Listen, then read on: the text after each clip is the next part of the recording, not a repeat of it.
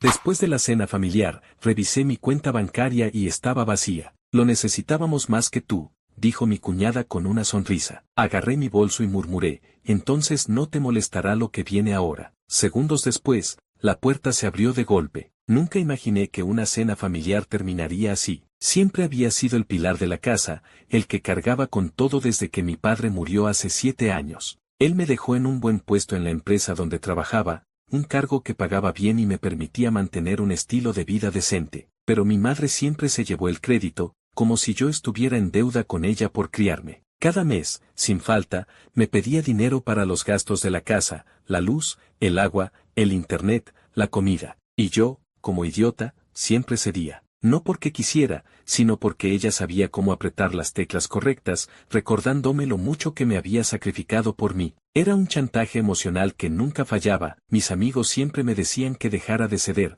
que ya era hora de que pusiera un límite. Pero no es tan fácil cuando sientes que eres el único que mantiene a flote el barco. Mi hermano menor, casado con una mujer que nunca me cayó del todo bien, no aportaba ni un centavo. Siempre tenía una excusa, que su negocio no estaba dando frutos, que el mercado estaba malo, que pronto todo cambiaría. Yo no le creía, pero tampoco lo confrontaba. Total, mi madre siempre lo defendía, diciendo que él estaba tratando. Así que yo seguía pagando, mes tras mes, mientras ellos vivían sin preocupaciones. Todo cambió hace unas semanas. Fui al doctor por un chequeo de rutina, algo que no hacía desde hacía años porque siempre estaba ocupado. Me sentía cansado, más de lo normal, y había notado un dolor extraño que no podía ignorar. El doctor me examinó y, después de un par de pruebas, su cara cambió. Me dijo que tenía un tumor testicular. Las palabras exactas se me grabaron: es urgente. Necesitamos operar en las próximas 2 semanas para evitar que se complique. Sentí como si el suelo se abriera bajo mis pies.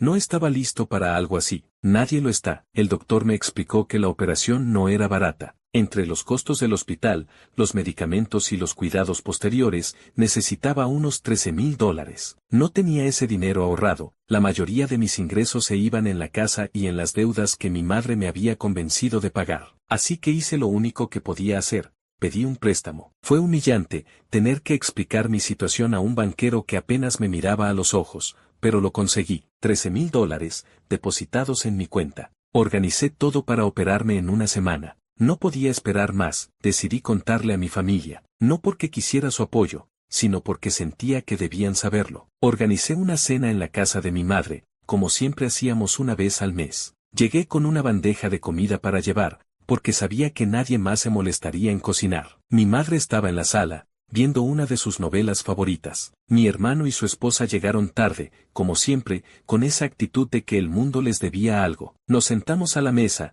y después de un par de comentarios sobre el clima y el tráfico, saqué el tema. Tengo algo que decirles, comencé, tratando de mantener la voz firme. Fui al doctor hace unos días. Encontraron un tumor. Es en los testículos. Necesito operarme pronto. El silencio que esperaba no llegó. En su lugar, mi hermano soltó una risa, como si acabara de contar un chiste. ¿En serio, hombre? ¿Un tumor? Suena a que quieres atención, dijo, todavía riendo. Su esposa, sentada a su lado, se rió también, cubriéndose la boca como si intentara disimular. Miré a mi madre, esperando que dijera algo, que pusiera orden, pero ella solo frunció el ceño. No seas tan exagerado, dijo, cortando un pedazo de carne. La gente vive con cosas peores. Ya verás que no es nada. Sentí un nudo en el estómago. No sé qué esperaba, pero no era esto. Intenté explicarles que no era un juego, que el doctor había sido claro, pero cada palabra que decía parecía rebotar contra una pared. Mi hermano cambió el tema,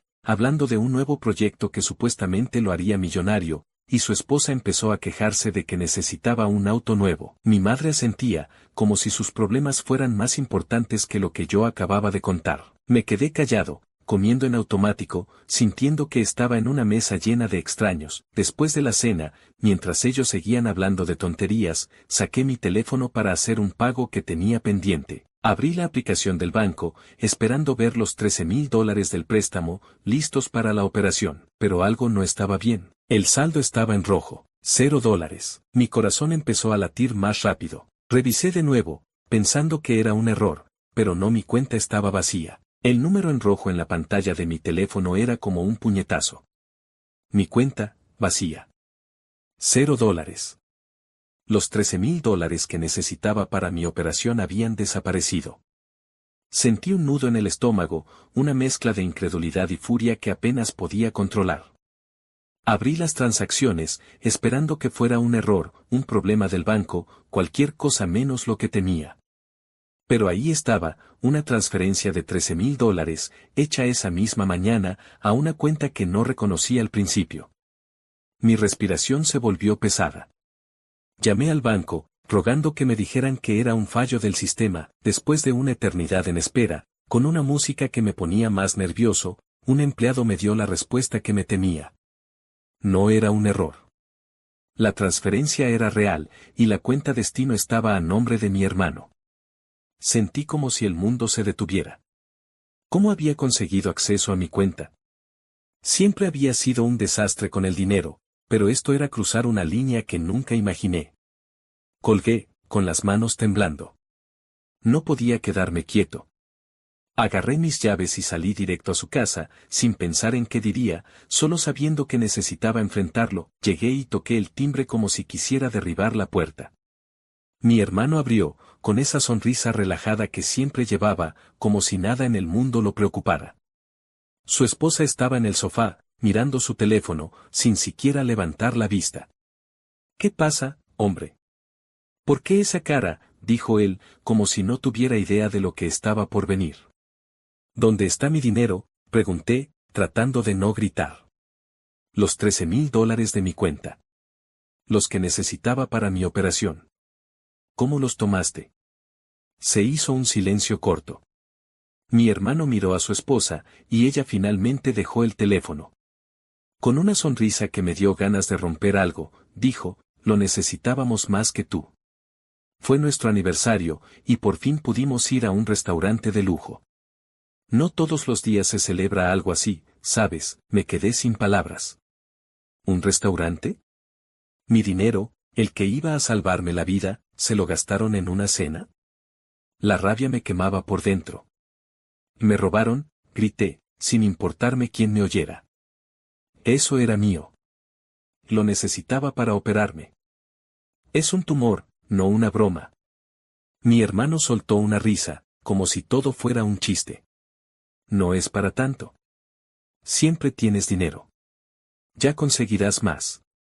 Su esposa asintió, con esa misma sonrisa que me hacía hervir la sangre. No podía creer lo que veía. Mi propia familia, tratándome como si mi vida no valiera nada. Miré a mi madre, que estaba en la cocina, escuchando todo. Diles algo, le pedí, casi suplicando. Diles que esto está mal. Es mi salud la que está en juego. Ella salió, limpiándose las manos con un trapo, y me miró con esa frialdad que siempre usaba para controlarme. No es para tanto, dijo, como si estuviera regañando a un niño. Si quieres dinero, trabaja. Todo lo que sabes te lo enseñé yo. Usa eso y sal adelante. Sentí que algo se rompía dentro de mí. Mi madre, la que siempre me había manipulado para que los mantuviera, ahora me daba la espalda después de que me robaran. No dije nada más. Agarré mi bolso, di media vuelta y salí, ignorando sus voces que me llamaban como si todo estuviera bien. En mi apartamento, me dejé caer en el sofá. Estaba furioso, pero también agotado.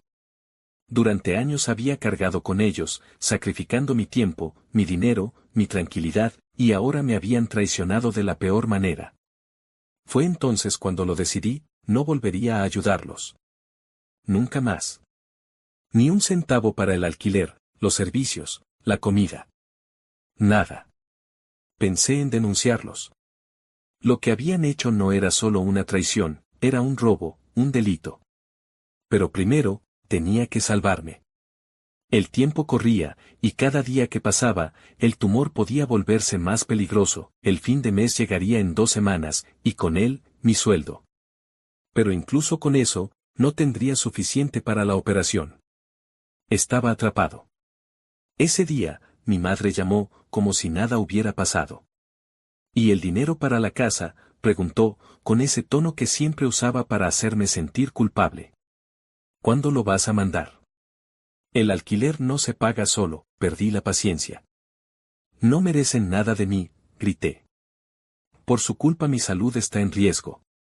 Y ese dinero era para salvarme, y lo gastaron en una estúpida cena. No les daré nada nunca más. Ella no se rindió. Empezó con su chantaje de siempre, diciendo que cómo podía ser tan egoísta, que ella me había dado todo, que mi padre estaría decepcionado de mí. Escuchar su nombre fue demasiado. Mi padre no merecía ser usado así. Sin decir nada más, colgué, no podía seguir esperando. Al día siguiente, fui a mi trabajo y pedí hablar con mi jefe. Era un viejo amigo de mi padre, un hombre bueno que siempre me había tratado bien. Le pedí un adelanto para la operación, sin dar muchos detalles. Pero él notó que algo no estaba bien y me preguntó qué pasaba. No pude contenerme. Le conté todo, el tumor, el dinero robado, la traición de mi familia.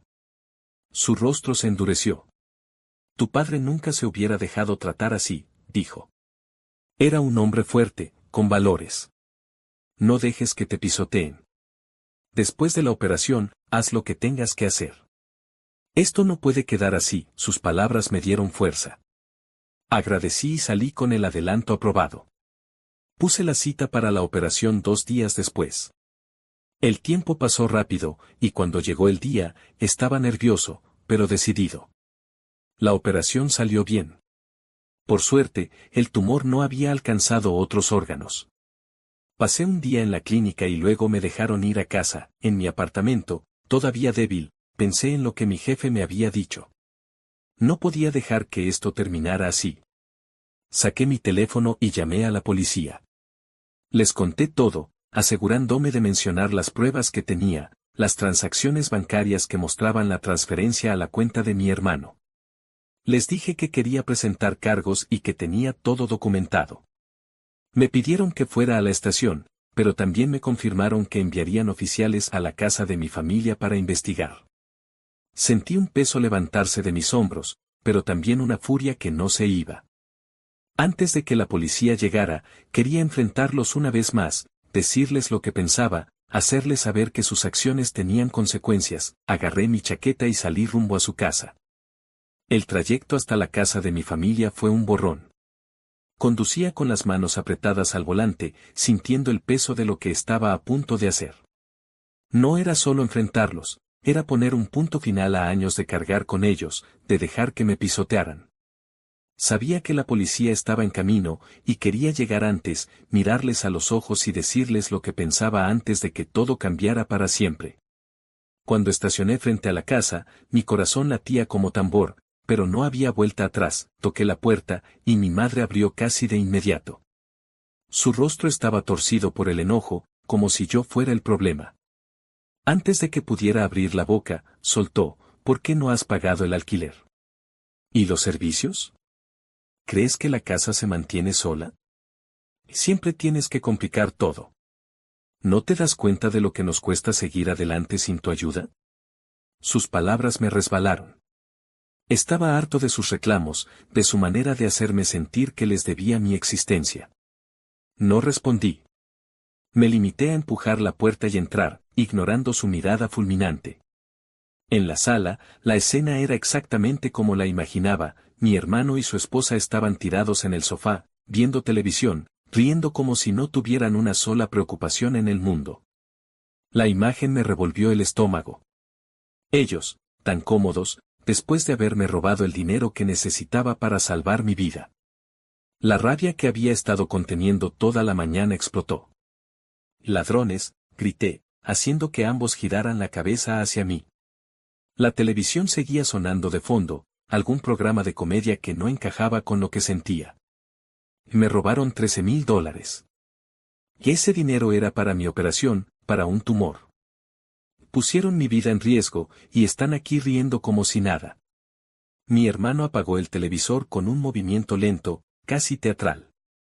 Se levantó, cruzando los brazos, con esa sonrisa burlona que siempre usaba para hacerme sentir pequeño.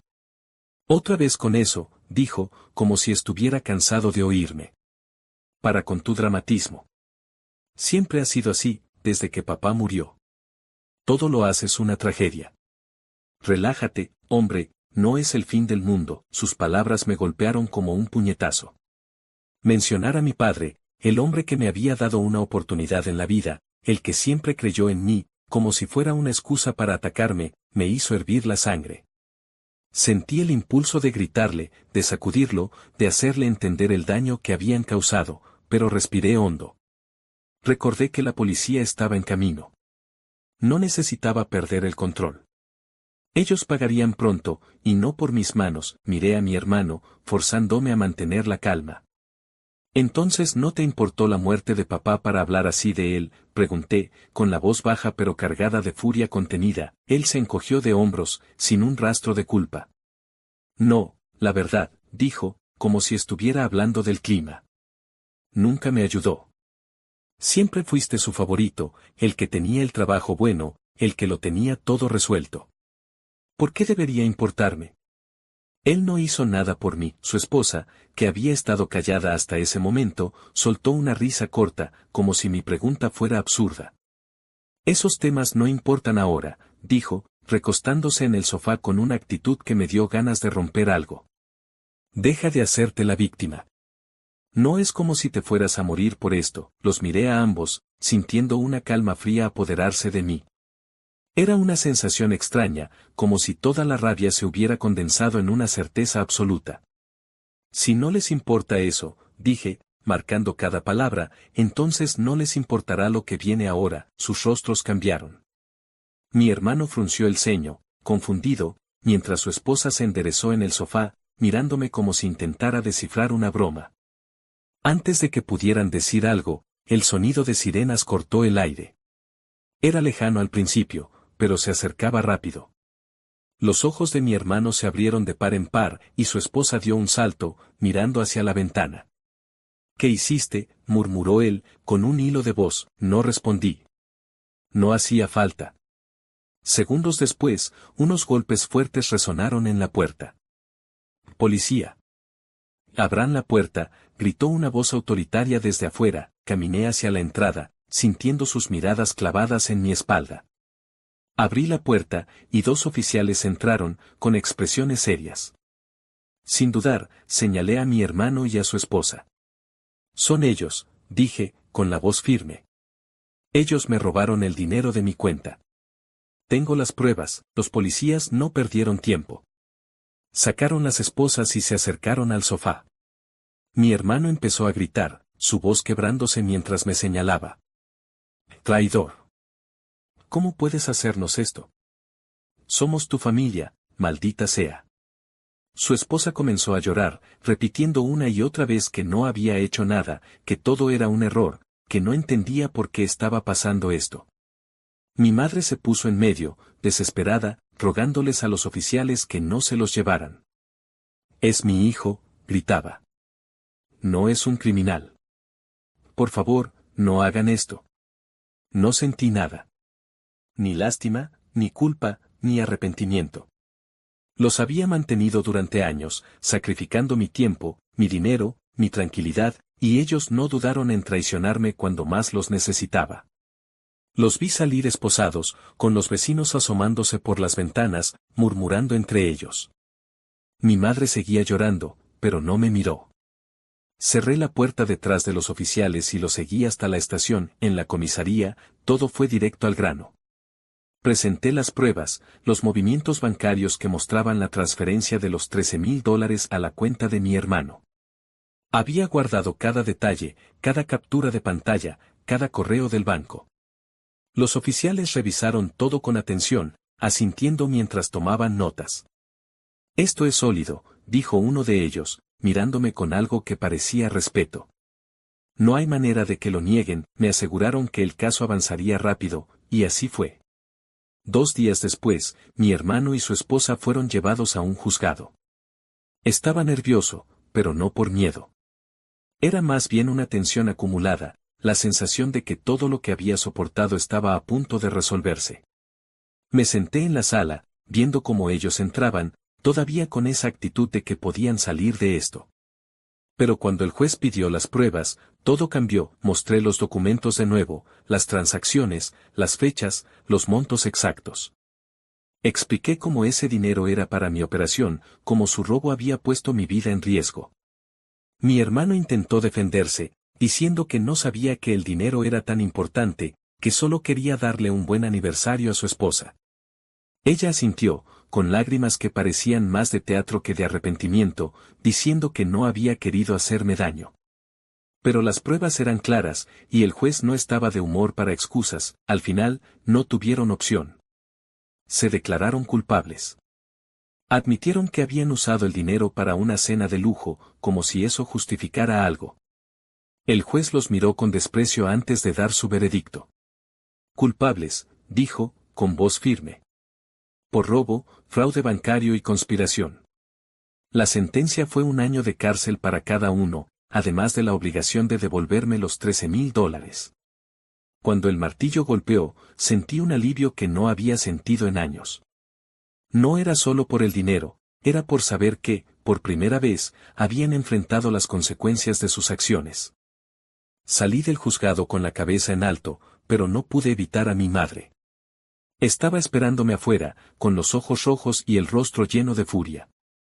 «¡Qué mal corazón tienes!», gritó, señalándome como si yo fuera el criminal. «No te crié para que destruyeras a tu familia. Esto no es lo que eres.